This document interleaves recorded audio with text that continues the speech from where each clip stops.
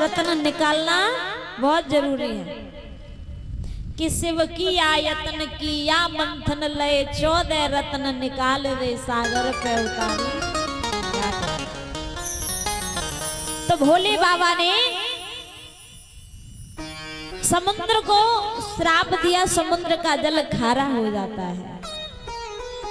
तो एक कारण तो समुद्र मंथन का ये था और दूसरा कारण ऐसा कोई देवता नहीं था जो दैत्यों से मार ना खाता हो। तो समुद्र के अंदर क्या था? अमृत। तो देवता और दैत्य दोनों मिलकर के समुद्र का मंथन करने लगे हैं। भगवान स्वयं कच्छप बनकर, कच्छप का रूप बना करके परीक्षित महाराज भगवान विष्णु समुद्र मंथन करवा रहे हैं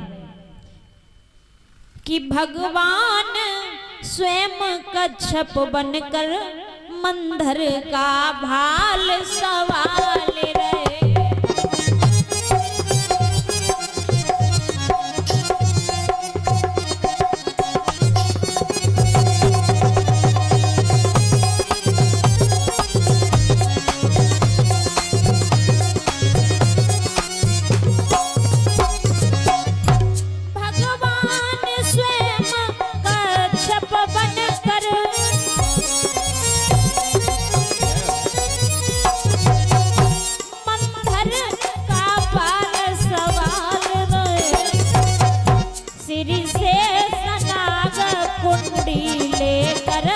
रस्सी का काम निकाल रहे।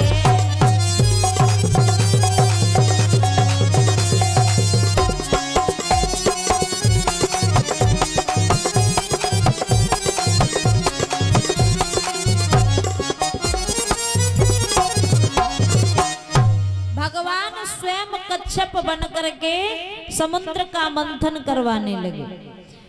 शेषनाग रस्सी का काम निकालने लगे। भगवान विष्णु ने देवताओं से कहा, याद रखना शेषनाग की पूंछ की तरफ रहना, यानी दुम की तरफ।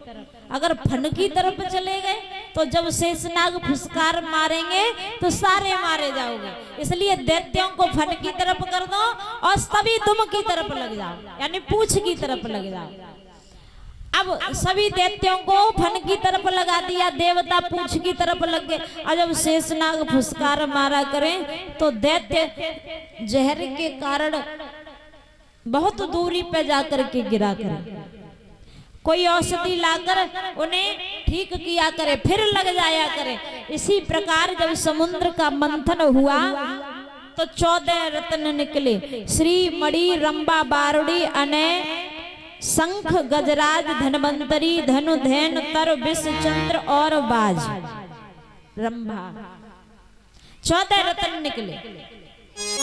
अब जब 14 रत्न निकले तो 14 रत्नों के पीछे जब बंटवारा होने लगा परीक्षित महाराज, तो लड़ाई होने लगी। लड़ाई कैसी? दैत्य कहने लगे पहले अमृत हम पिएंगे, और देवता कहने लगे पहले अमृत हम पिएंगे। अब विष को पीने वाला कोई नहीं, सब अमृत मांग रहे हैं, अमृत चाहिए। तो भगवान ने क्या किया?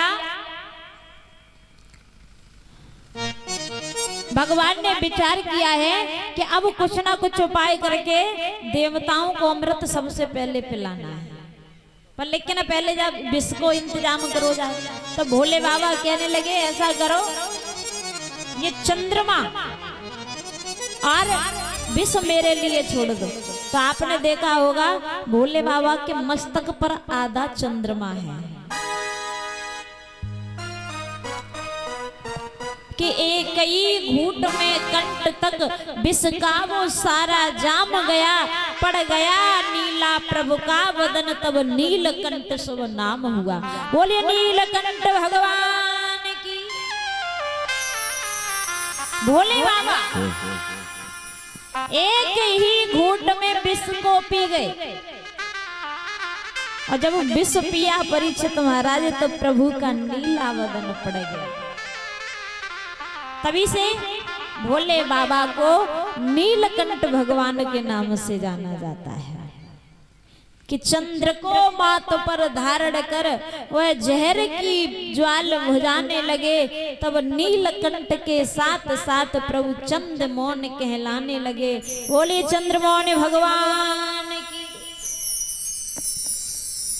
तो महाराज इधर जब विष का पान भोले बाबा ने किया,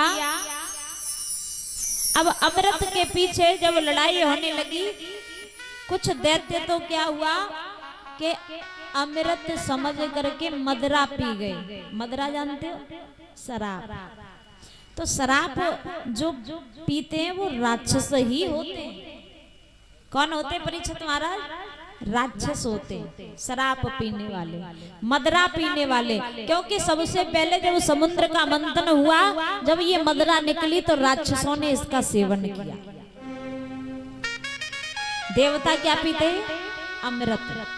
भगवान ने मोहिनी रूप बनाया और देवताओं को जब अमृत पिलाने लगे हैं, इधर रंभा के पीछे दैत्य भागने लगे। तो महाराज राहु नाम का एक दैत्य था, वो समझ गया कि भगवान विष्णु हमारे साथ में छल कर रहे हैं। तो राहु ने एक देवता का रूप बनाया और धोखे से अमृत का पान कर लिया। और जब अमृत का पान कर लिया, जब भगवान विष्णु को पता पड़ा कि राहु ने धोखे से अमृत का पान कर लिया है, तो सुदर्शन चक्र से विष्णु भगवान ने राहु के 2 भाग कर दिए परीक्षित महाराज। और जब राहु के 2 भाग किए तो तभी से उनका नाम पड़ गया राहु और केतु। देवताओं का रूप धारण किया, इसलिए आज भी उन्हें देवताओं में स्थान दिया जाता है। नवग्रह में उनकी पूजा होती है। बोली वृंदावन बिहारी लाल की। तो इस प्रकार